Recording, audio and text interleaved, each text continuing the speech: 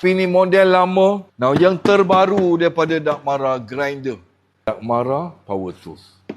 Now ini koma akan dapat bila barang sampai. Love tak tinggal. Hanya 15 bulan. Yang ini dia bagi 2 disk. Dia bagi satu untuk kayu, tapi untuk potong kayu aku tak recommend. Bahaya. Manual, cover, ini. Bateri 2. Ini yang paling best. Dah ada battery indicator. Dah ada battery indicator. Charger, dahsyat grinder dia. Lain koma. Yang aku suka yang ini. Trigger dekat bawah. Senang kerja koma. Senang kerja.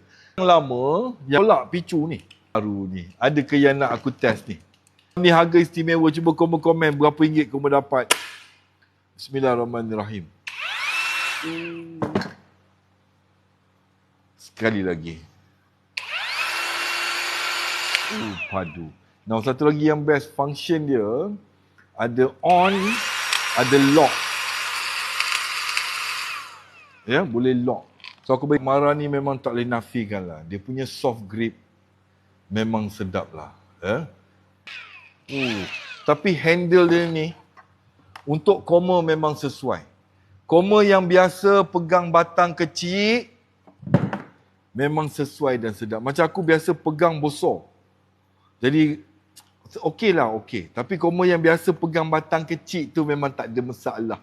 Memang saiz dia cantik, saiz Asia. Handle dia kat sini.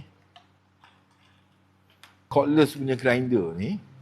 Kalau koma tengah on dia, ni antara safety features dia lah.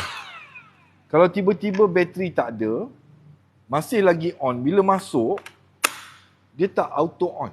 Ini safety features lah kalau koma pakai cordless. Skru untuk pasang cover dia. Bismillah. Ngam. Bismillahirrahmanirrahim.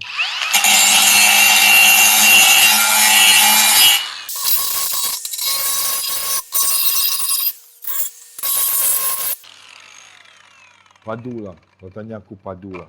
Pastikan tak ada debris lah.